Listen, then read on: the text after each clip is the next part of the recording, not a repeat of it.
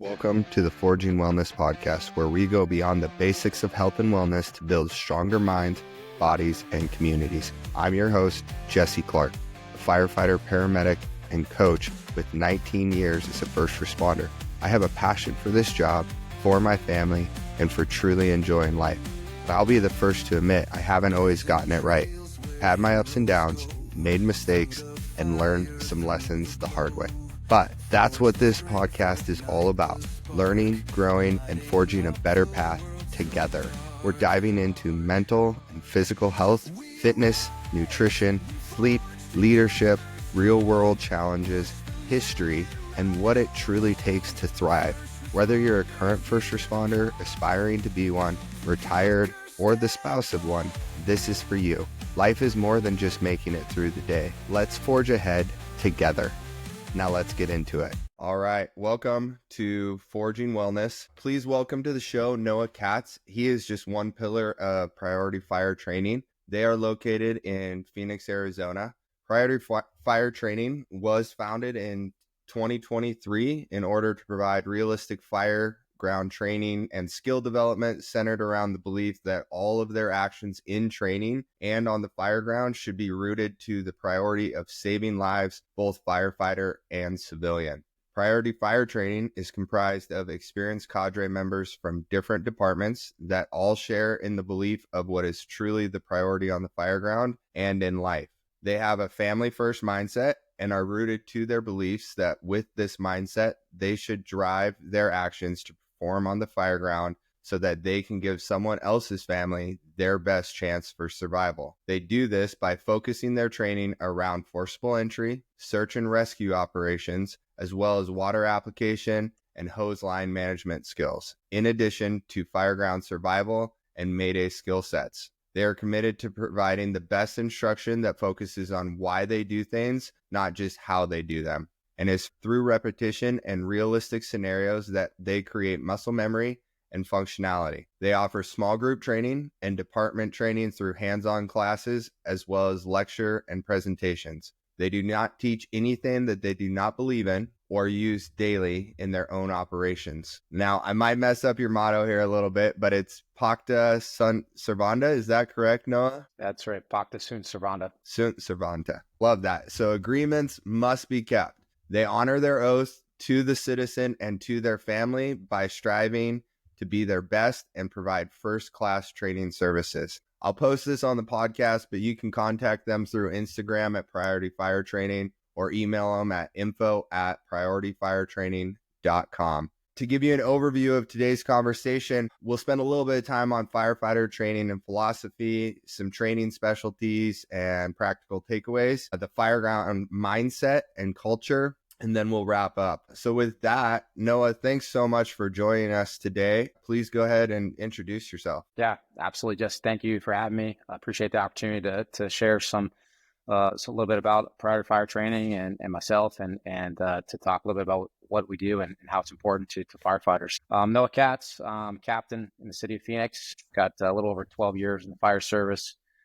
I work in the west side of Phoenix. It's a very busy area. And, one of my jobs with Phoenix Fire Department for a few years was the director of training. So super involved in training, have been for a long time. That included some pure fitness stuff. So the physical side of training, as well as just an overview of training for the organization. And, during that time, we felt some frustrations about not having training that correlated directly to the fireground. And so we built Priority Fire Training to kind of backfill some training needs that we saw in the valley here in Phoenix, in the area. And it's really progressed from there and grown. And we've had some really great feedback and some really positive messaging that's come from some of the people that have taken our classes. Just absolutely fortunate for the opportunity to spread some good messaging and to help firefighters grow in the area. So with that, you pretty much dove into a little bit of the driving force behind Priority Fire Training, but let's go into your motto a little bit. So agreements must be kept. So what does that mean to you in the fire service? Yeah. Well, when we were coming up with the business, we kind of thought, hey, we wanted to have a model that kind of said who we are, what we're really about. So we came up with that.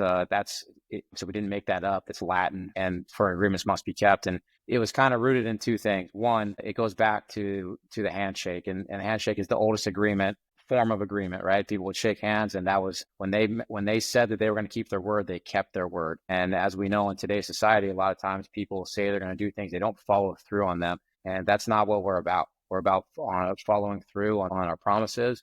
And when I was hired in Phoenix, we didn't do an oath. So at that time, so they do now, but at that time, they didn't do an oath. But to me, it didn't really matter if you stood and raised your right hand and said that you were going to do it, or if you just simply pulled on that shirt and got on a fire truck with your turnouts. Either way, you made an agreement to the citizens that you're going to be your best for them. And so it was kind of our way of honoring that agreement, that we are going to do everything possible to make sure that we are the best, providing the best services, but also making sure that we're taking care of our brothers and sisters and doing the best that we can for them as well. Absolutely. When we make a promise, honoring that in every capacity.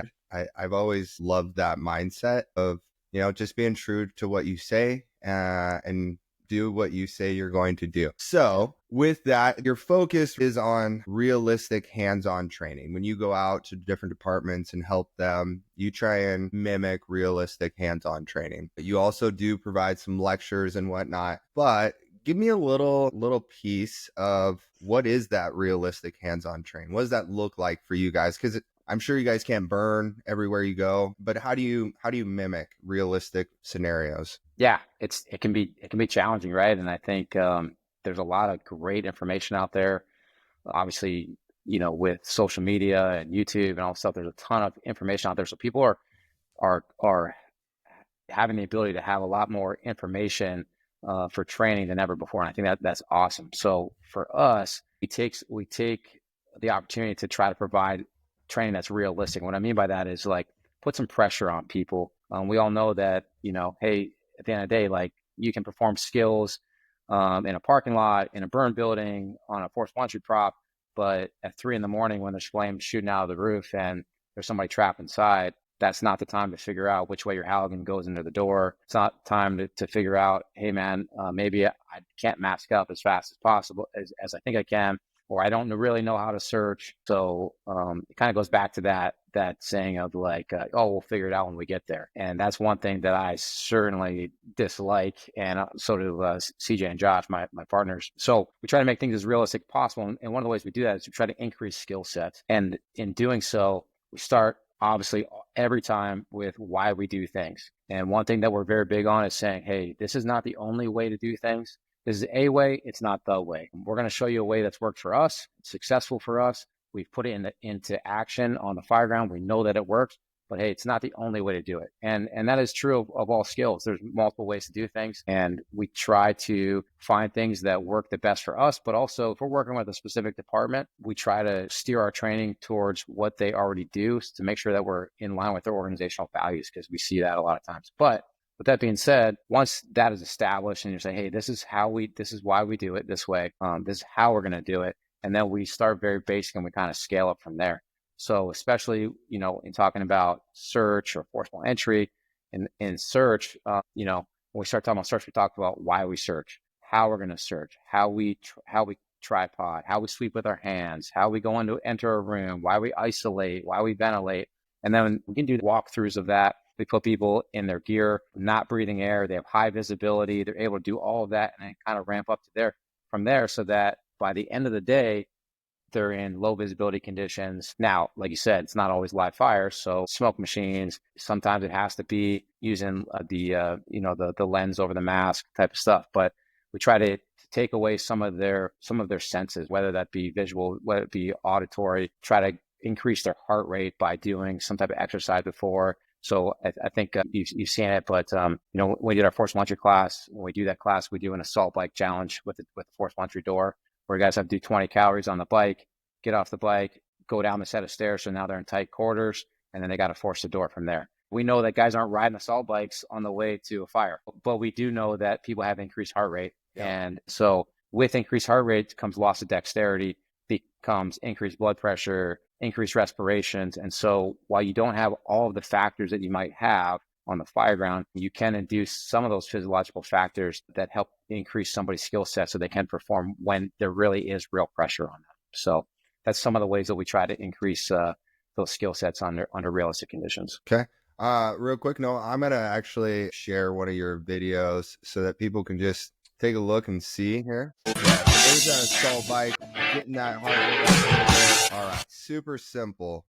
And I love that. And I actually commented on that when Nate shared that with me a while back, just simply for the fact, because you're right, we're not riding assault bikes, but it's not unlikely that our heart rate is up because potentially we just got woke up in the middle of the night when the tones drop. We're amped up because maybe we heard that there's potential for a victim. Those things all factor into that, not just the physical side, right? I mean, we could already have been doing physical stuff which amped up our heart rate, but we've got the psychological side too that is playing into that. Yeah, absolutely. Just put it in perspective. It's like at the station I work at, we're hiring a ton of people right now. So we get a new probationary firefighter every 3 months. And recently, within the last year, we had a guy come in, and when during the day during training, the guy was pretty outstanding, and so. We were really big on getting these guys to understand how to move hose through a structure. And he's working as a heel man. He's backing up the nozzle firefighter. And he's doing a really good job. He's branching off the hose. He's searching, doing all this stuff. Well, we go to a fire and it's like deer in the headlights, and the guy is not doing anything that's been taught to him. And so it was kind of like that moment where you're like, man, well, why does that happen? And how do we ensure that in training, he understands what some of those pressures feel like. So when he gets in the real life situation, he doesn't have that moment of like, oh shit, like I don't know what I'm doing anymore. And that was truly it. It's like in training, like no issues, but put him in the real scenario and all of a sudden things are different. And so that's really what we try to focus on, is to try to eliminate that. And you can't eliminate all of it, right? I mean, we understand that people's heart rates are going to be amped up. They're going to be excited, especially when they have reports of victims trapped, something like that. But if we can eliminate some of that and help people perform, that's certainly what we're after. That's awesome. So something that you said, you go into your trainings and you tell people that this is one way to do things, and this is a way that has worked for us, and it's not the only way, right? To me, that speaks to what you guys have done is really taken what has worked for you and specialized it, become really good at doing the things that you do. So leaning into your strengths. And that's one of the things that I tell my probies quite commonly is you don't have to be good at everything right off the get-go, but what you already are doing well at, lean into that, become very good in that, and start teaching that to other people. Because, and you can correct me if I'm wrong, but I would assume that when you guys take that approach and when you go other places, that you learn from other departments just as much as you're teaching them. Yeah, absolutely. I mean, we learn all the time, and you're exactly right. It's like we had a probationary firefighter who is he's a UFC fighter of some degree, yeah. Right? Like he trains with some professional guys and fights at a pretty high level. And so we're doing victim drags and carries. And so I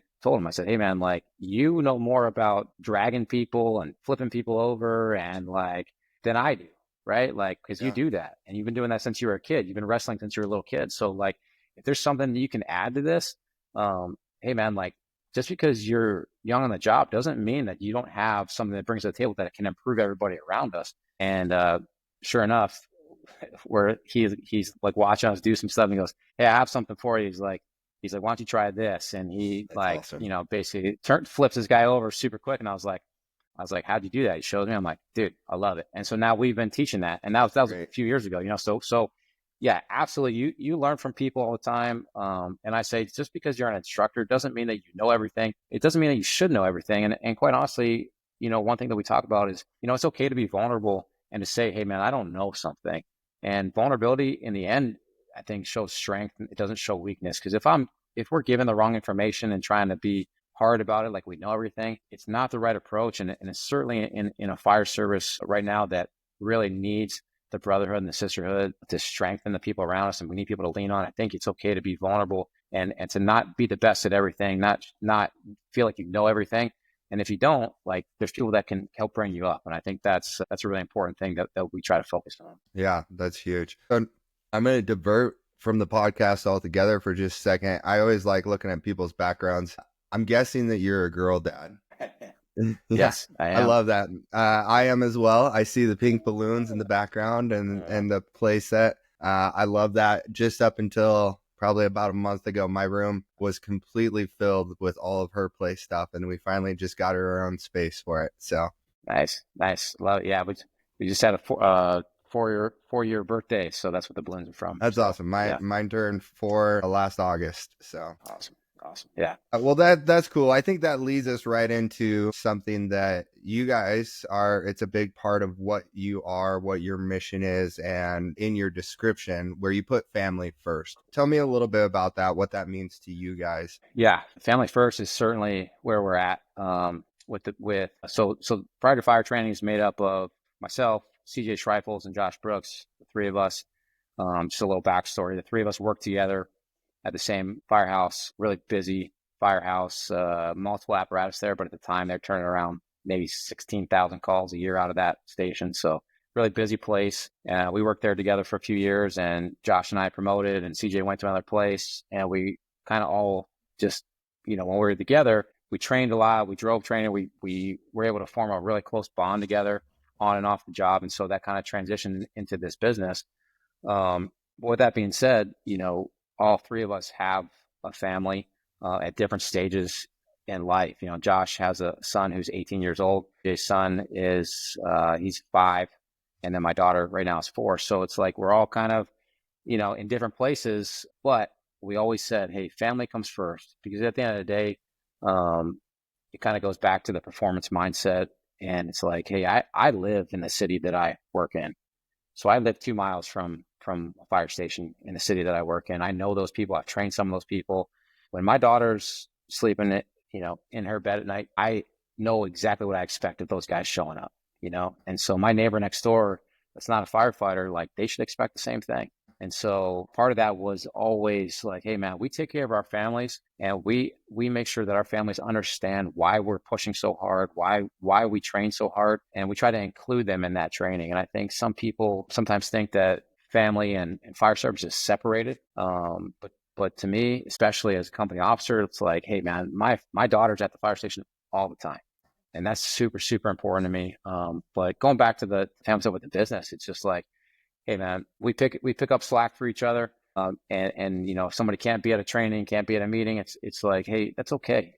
We understand that the family stuff is it's almost getting to the point, I think, where it's kind of a buzzword in the fire service to say the family is first. But Yeah. I think for us, like we really live it, and I think that's the most important thing is to live it. But then also talk about that and talk about how some of those lessons that we've learned and how we support each other, how we support our family, how we include our family in all this stuff, so that other people can turn around and do those things too. So we're very, very blessed and fortunate to be surrounded by people in the fire service that have the same mindset. And so, yeah, very, very, very grateful for the family being involved in what we're doing. Yeah, that's awesome, Noah. So it is a buzzword. I think firefighters in general live by buzzwords. Every so often they're just circulating through, whether it be resilience or, there's a ton of buzzwords all the time. But at the same time, they exist for a reason. They came out of someplace really good, and then people latch onto them and use them, but that doesn't actually take away from their importance. And I think what stands out to me about that, talking about family and with Forging Wellness, we truly are looking at the whole picture of wellness. And if things aren't well at home, how do you really expect to be well at the job?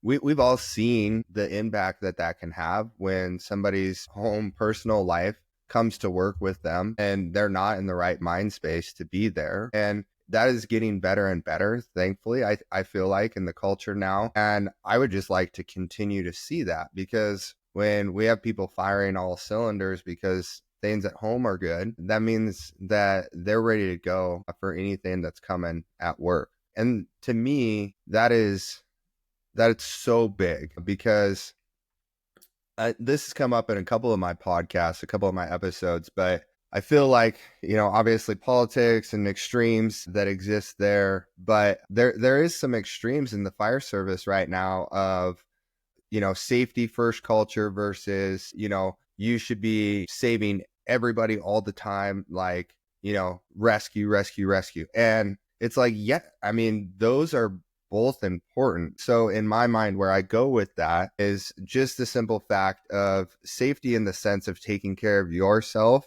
whether it's mental, physical, whatever it might be, so that we can honor the oath and the agreement that we made, and so that we can be the busting our ass to go in there and pull somebody out, because that is what we signed up to do. And we need to be in the right mind space to do that. We need to be in the right physical condition to do that. And we need to be confident to be able to do that. And I think that's what you guys, in my mind, are really teaching people, is confidence. Because when you become confident in your ability to do the skills that you normally do, forcible entry, flow and hose, search and rescue, those are all things that we can do, like you said, without turnouts on or with good visibility, and things that we potentially train on a somewhat regular basis. But now, how much more confident are the people that you train when you actually put them through the paces of that assault bike and make them do it again? Because now they know they can do it under some duress as well. Yeah. And I love your point, because ultimately, I think to me, like, confidence builds competency, right? When you're confident in something, you're more confident in performing those skills, and competency leads to fulfillment. Because, if you show up on a fireground and you have the right mindset, you have the skill set, and you're able to perform to your highest ability, you may not save everybody, but if you can walk away from that knowing that you did everything that you could do, and you gave somebody their best chance at survival, absolutely, then I think we can live with that. And I can go home at the end of the day, and I can come home to my daughter, and I can feel okay with that, right? And that we know that the way that you come home from the firehouse does bleed over into your family. It bleeds over into your wellness. It bleeds over into, how you go about your day, and your mental well-being and your physical well-being and all these other things. So, that's where the skill development really, I think, it becomes so important. We had a guy take our class who took our class, and within a week of taking the class, he took our force plunger class. And in the force plunger class, we did talk about some search stuff, but he took the force plunger class. Within a week of taking the class, they pull up on a 2-story apartment. He's their first in. He takes the door with his Halligan, lays out, light fire layout. He's like zero vis, feels somebody, pulls somebody out, goes back in, searches down the hall, finds a 7-year-old kid in the bedroom, pulls a 7-year-old kid out. And so he calls me and he says, "Hey man, I just want to let you know, like, this is what just happened on this fire. And man, like, thank you guys so much, because, I probably wouldn't have been as successful if I didn't take your class." And so I'm not saying that the class made the difference, but what that really struck home to me is, because I know him personally, and my daughter actually plays with his daughter, and he's got 4 kids at home and stuff. And so I thought about it. If he didn't have that skill set, and that fire didn't go the way that it went for him, and he had missed, it took him, say, 2 minutes to force the door, and they had missed that victim, and they walked right over that victim, and they went to the seat of the fire, and they totally missed that first victim that was 6 feet inside the front door. And then they didn't find that victim down the hallway until 15 or 20 minutes into the fire. Even if the outcome is the same in the end, right? Because both of those victims ended up perishing.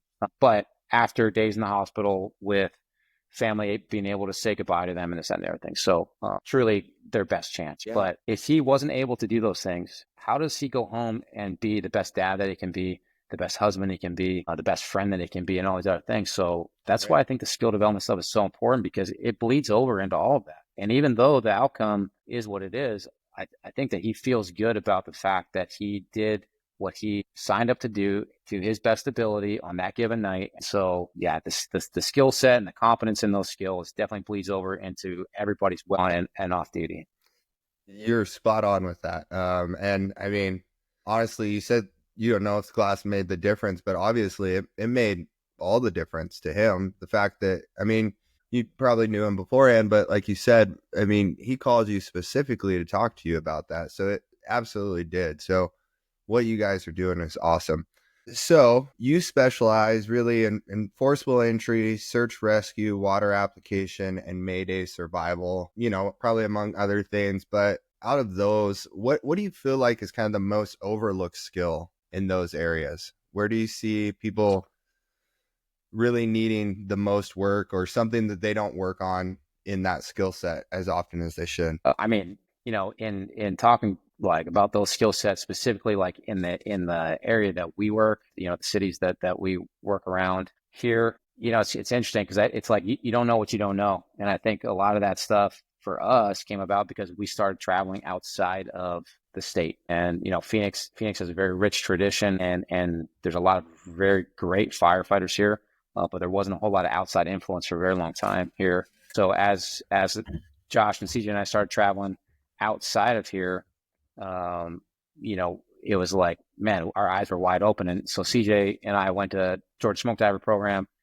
and David Rhodes had at the end of the program had asked us to like give a review of the program and what do you think? And I told him straight up, I said, hey, I'm being promoted to captain the day that I get home from this program, and I feel like I was in recruit school the entire time. And when I really break that down, to me, the biggest thing that I felt like I didn't know about was search. And so that's why our biggest focus has been on revamping search stuff with our business. And so I don't know if I would pinpoint a specific skill within search, but because a lot of that comes down to the mindset, but even coming down to little things like tool selection and why we carry a Halligan versus guys bringing in a 6-foot, pike or a New York hook or whatever it is. And it's like, hey, bring the tool that's going to be most efficient for your job at hand, right? And so search is definitely the thing that I think we try to focus on the most and see the most benefit from, because at the end of the day, all of those other skill sets support search. So like forcible entry is like,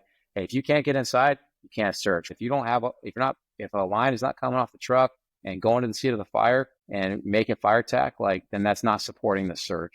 When it comes to even the fireground survival stuff, it's like, hey, that stuff makes you harder to kill. The better I am at knowing my FCBA, knowing my emergency procedures, knowing how to get myself out of a bad situation, I can push my limits just a little bit farther, knowing that I have the confidence and the competence to be able to mitigate those situations, right? And so all those things kind of support the search skill sets. So yeah, I think that's definitely where we try to focus the most. That's awesome. I obviously don't try and read into things too much as I do these podcasts, but that was going to be my guess, is search, because it's one thing that I feel we lack in our recruit academy sometimes. And so we have to go back in and reteach body positioning and how you really make yourself big in a room and where are you actually going to find victims versus just blindly searching everything. So leads me into my next question. For all of our listeners, somebody who's wanting to improve their search game, what's one thing that you think that you could give somebody that they could start doing today or working on to improve that? Yeah, great question. I would say for somebody who wants to improve their search game, number one, they have to understand where to begin their search. Because like you said, like a lot of people, when they open that, they enter the structure, be it the front door, the back door, garage, whatever it is. Typically, we see people that start their search the second they walk in the door. And there is some truth to that. We know from firefighter rescue survey, there's 10% of victims are found within 6 feet of an exterior door. So absolutely, that immediate area needs to be searched, right? However, once that's done, we want to start our search as close to the seat of the fire as possible, right? Those are the most endangered areas, the least likely survivable areas, right? Or searchable areas. So we want to start there as soon as we can. So for us, we try to change that mindset. And if you can just change that mindset just a little bit to where you're going to start your search, I think people start to benefit from that immediately. And that has nothing to do with technique. That has everything to do with mindset and just having the idea of where to start those things. So that would be a simple fix in my mind. In this conversation, it's a simple fix. It's not so simple for people on the fireground because they haven't been taught that way. Like you said, dude, if you've been programmed to believe that you start searching when you go in the door and you put your hand on the right wall and you stay on that wall until further notice, that's not a good thing. And one thing that we talk about a lot is how do you create the best firefighter? And to me, that is somebody who is the most educated, the most trained, and the most able to make independent decisions that affect the outcome of the incident. And so we don't want robotic firefighters. We want thinking firefighters. So those are some things that I think could help make an immediate change in somebody's search practices. That's awesome, because I totally agree. We need thinking firefighters. especially as the fireground and fire behavior evolves. There's a lot of really good history and culture behind the things that we do. And, I get how some initial tactics and training were developed the way that they were, but leading right into my next question, your thoughts on the modern fire behavior that we have and how it really should impact training. Because just in your search answer that we just talked about, being that we potentially have less time under roofs and everything else because of the higher potential for collapse, it's that much more vital that we go straight to where we're going to have the best impact, right? So yeah, what's your take on modern fire behavior and how it should impact our training? I love the question because modern fire behavior 100% impacts the mindset and the training that we should be doing right now. And that kind of goes back to our motto at Prior to Fires is putting people under stress to perform in realistic scenarios. Because at the end of the day, something like stretching a hose line, we know that fires are reaching flashover temperature faster than ever before. So just in that, just talking about that's taking away searchable space. That's taking away space that we can even occupy in our own gear. Yeah, and we're the ones that are protected. So having an understanding of what those temperatures do to our gear and to our ability to perform is a big deal. And so, and we talk about that, like when you talk about somebody's SCBA mask, like their face piece, it's like, if you understand that your face piece will fail at 550 degrees, like that's really not that hot. If you understand that flashovers at 1200, we're talking about 550, it's like half of that. So it's like, hey man, so the time that you have to stretch that line and to get inside and get water on the fire, if you're on an engine, is less than ever before. So these guys that have, 10, 15, 20 years on a job that are backseat firefighters that think, oh, I've been on a job a long time. I'm really good at pulling hose. I've been to a lot of fires. I don't need to pull hose. I'm saying that, hey man, those are still perishable skills. You can still improve. You can still become more efficient. You can still be more effective. And in doing so, you're going to be faster. You're going to be able to get water onto the fire faster, which is in turn going to allow people to be able to have that searchable space and to give victims their best opportunities to survive. So yeah, man, I think the training piece comes in because not only do you have to understand the fire behavior, use that fire behavior understanding to have a good size up of where to go and how to get there, but also the building construction piece, like you mentioned, I think that's a really underutilized bit of information right now because especially in a lot of communities, there's a lot of lightweight construction. Yeah. And where I work, there's a lot of conventional construction because of the era in which the homes are built. The neighborhood I work in, most of the houses were built in the 50s and the 60s. So it's a lot of block construction, eventually framed, all this stuff. But even at that, it's like, well, how old are those houses now? Right. Because it's 2020, it's 2025. Right. Right. Yeah. So we're seeing new dangers with the building construction that we probably haven't seen before at failure rates of conventional construction that probably didn't happen 25 years ago, So all of that knowledge is really, really super important. But at the end of the day, I think firefighters have to continue to want to educate themselves and then be able to take that information in snapshots and turn those unknowns into knowns as fast as possible, but also perform the skills faster. Yeah. If you can force the door in 10 seconds, you're inside, you're getting a size up, you're going to the seat of the fire, you're searching, you're doing all these things. You're not working in the same conditions that it would be 30 seconds later. Right. So time is of the essence now more than ever. And certainly that plays into even our response models. So I'll give you an example. So I worked yesterday and we got a new probationary firefighter yesterday at the station. It's his third. So in Phoenix, they rotate 3 times. So this is his like his 9th month on the job in the city. He was a firefighter for 7 years somewhere else before he came to our city. So he's got a little bit of experience with him. And I told him, hey, it really doesn't matter who you are, where you came from. When you come here day one, what we do is we put our turnouts on for time. And that sounds so basic. And a lot of guys are like, that's stupid. I can do that so fast. I'm like, well, let's see how fast you can do it. And not only are you going to do it, but I'm going to do it. We're all going to do it because we all do it together. We all train together. But with that being said, I said the point is, I can't expect you to get your gear on fast, to get into the truck, to get seatbelted in, to get down the street so that we can arrive and then efficiently and quickly stretch a line, force a door, and get inside so that we can do what we're meant to do, which is to occupy the space interior to search. So we can't do all those things if you can't get your gear on quickly. And because of the fire behavior and how fast fires are coming to flashover temperatures and some of these really nasty fires that we're seeing these days, we have to be able to do the basic skill sets better than ever before. And so Because if you break it all down, to me, it's hammering basics over and over and over again and becoming the most proficient you can at those things. I really like what you said, just in the sense of efficiency, right? Everything that we're doing is working to improve that efficiency so that really we work smarter, not harder. And therefore, we probably keep our heart rate down doing that. I feel like a lot of times training does evolve into almost just checking a box for us sometimes. And so you guys really are, instead of checking the box training, you're doing performance-based training, in my mind. Do you feel like most departments have a culture of that? And if not, how do we get departments to shift their training culture to be more performance-based rather than just checking the box? Yeah, great question. I don't think that a lot of departments have a performance-based training mindset currently. I think that we can certainly get there, but I do think there's a lot of check-the-box stuff, and I get it.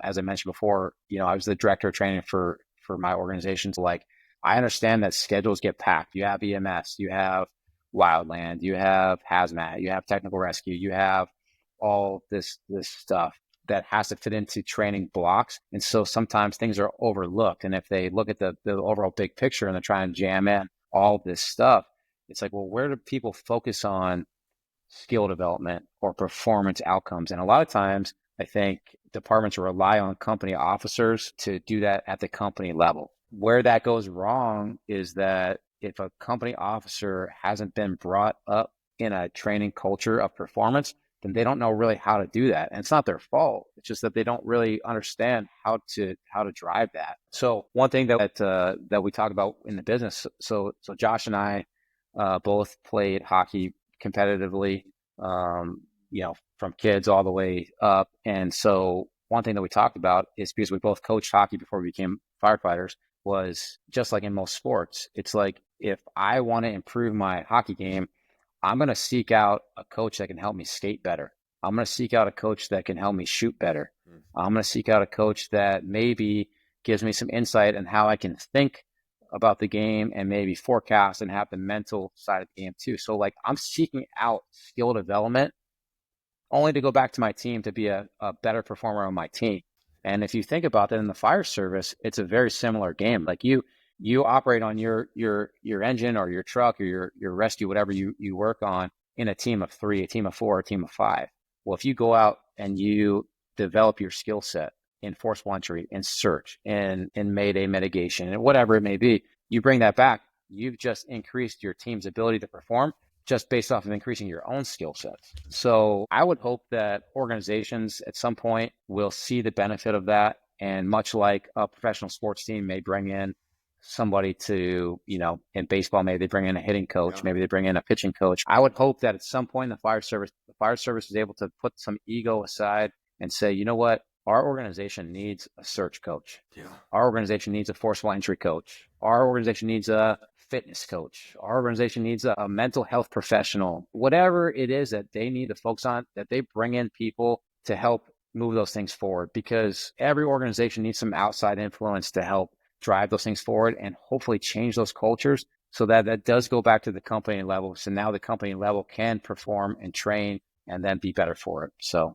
I guess that's the long-winded answer. Man, there's so much that I could unpack with that. That's something that myself, Eric Haskins, have really been looking at up here in the Treasure Valley. We actually both got the opportunity to go down to South Metro in Colorado a year and a half ago, and they're doing that with the fitness stuff. You take Pure Fitness as an example, best intentions, but really the amount of information that we're giving Pure Fitness trainers to go back and train an entire department is pretty minimal compared to somebody who went to college specifically for that and really is an expert in it and has potentially lived it as well. We have to balance that a little bit, because obviously we need somebody who knows what we do as first responders. But that's the thing with what you're talking about, bringing in specialty coaches, a search coach, a fitness coach, forcible entry coach, all those things really can have a huge impact. And potentially there's a lot of cost savings to that, because just in the simple fact that we looked at a fitness coach, you bring in that expert. Now I don't have to send 10 people from my department to a Pure Fitness train. I have one person who already has that training. I pay them appropriately, but now say that fitness coach for me works an 8 to 5. Well, my first task for that fitness coach is they're going to do all the programming for Recruit Academy. They're also going to actually specifically coach the PT at Recruit Academy. So programming, it's going to take a couple months build up prior to Academy, but during Recruit Academy, that's only taken 1 hour really out of their day to coach that. That leaves a solid 7 hours for them to work on other things, which is our line personnel, create programming for them to potentially go out to stations and do a workout with crews, or just talk with people about some of the concerns they have when it comes to an injury and working out or anything along those lines. The possibilities really are endless in my mind when it comes to employing an expert or even contracting an expert for a certain amount of time. So I really like that. Yeah. Yeah, absolutely. And I mean, we've even done that to some degree with the business. It's like, for a small department or a department that doesn't want to pay, to have an entire department training done. Like I totally understand that. That is there can be a lot of cost to that depending on the size of the department. But to have an expert come in and train some people in those certain skill sets, and then those skill sets grow organically within the organization is a really big deal. And so we've been able to do some of that. And I think, just like you're saying with the wellness thing, it's like, hey, at the end of the day, you need to find people that are true experts, right? Not somebody who in your organization who's, and I use fitness as an example, but it's like, just because somebody likes to work out doesn't mean that that's the best person to teach other firefighters how to work out. Does that person have a degree? Does that person have the experience in coaching? Has that person traveled and, to seminars and develop their skills and know how to talk to people, and not just the high performers, but the low performers. Right. And that's the same in skill development, be it search, be it forcible entry. It's like, hey, it's not a one size fits all program. And I think that's something that I'm very proud of with what we do, is that we really try to focus on individuals, not just jam something down somebody's throat and be like, this is how you do it. Because at the end of the day, especially like in search, it's like we all should know that, body positioning is a really huge deal when you're searching. You want to make yourself be able to spread out in the room. You want to be able to have your chest up and help conserve some of your air. We want to sweep with our hands. We want to do this kind of stuff. But not everybody can work in a tripod position. Somebody had three knee surgeries. They're not doing that. So how do we adapt to that person and help them be the best that they can be? And that's where being an expert in those things really plays into it. So yeah, absolutely. I think that'd be a huge thing for the fire service. It's a really great just overall comparison that you made, as far as especially the high level, not just being able to talk to high level performers, because the fire service is diverse in so many ways. And the reality is, family first, those are our brothers and sisters that we are working with. And we don't want them to just get by. We want to figure out ways to make them just as successful as everybody else, so that they're high performers as well. I got a couple more questions for you before we wrap up. First one is going to be, where do you see the role of humility playing into, of course, being a high level firefighter, but also when it comes to training? Like, where does that fit in what you're doing? Yeah, I absolutely believe in being humble. I think humility is a huge character trait that is absolutely necessary in training. Because like I said earlier, even as somebody who's teaching classes, I don't know everything. I'm still taking classes. I think that you have to continue to evolve. And if I was teaching a class and I'm just saying, hey man, this is the training and this is the only way to do it and this is how we're going to do it, I don't think people are very accepting of that, number one. And the biggest thing is that we talk about in training, is something that we're very proud of, is that not only are we training, but we're developing relationships with people that last way after the training is over. If you come to a training for us and we get to talking and I know, where you work and what your family life is like, and that you have kids or you don't have kids, or something that you're into outside of the fire service, like that's a connection for us to bond over and to share. And that relationship grows and develops. And those are conversations that go beyond the training. So we train you on forcible entry. Well, 3 months down the road, you send a text, hey brother, how's it going? Hey, had a question for you about something. Yeah, what do you got? Well, hey dude, we saw this door. check out this picture. What do you think? But that's because we have a relationship. I'll give a shout out to my friend Kevin Pfluger out of Texas. Like that was an organic relationship. I met him at a conference over a beer, and fast forward a few years later, like I've taught in Mexico with him. That's awesome. I've been to a whole number of conferences with him, and we're texting back and forth all the time about training stuff, about fire stuff, about family stuff. But that's a relationship that was built over a humble conversation. And I think that's something that I learned, is that the better we are building the relationships, the better the message is received when it comes to training and skill set. But then those relationships build off of that and have a lasting impact, not just an immediate impact. I really like the way that you phrase that, because I feel like a lot of times we talk about not being afraid to fail in training. That's what we want from people, is to fail and to learn from it. And we want them to do that in training, but not be afraid of that failure, because we don't see it as such during training, in my mind. So the way that you phrase that, with building relationships first and approaching that all with humility, when we build those relationships, and this now becomes a safe space for everybody down there, people don't feel like the trainers are out to get them. People feel like this is a place where I can just grow and be better. You just said that very well in the building relationships way versus any other way that I heard. So I really like that, brother. Last one for you. What's one lesson you've learned the hard way that you now try and pass on through your training?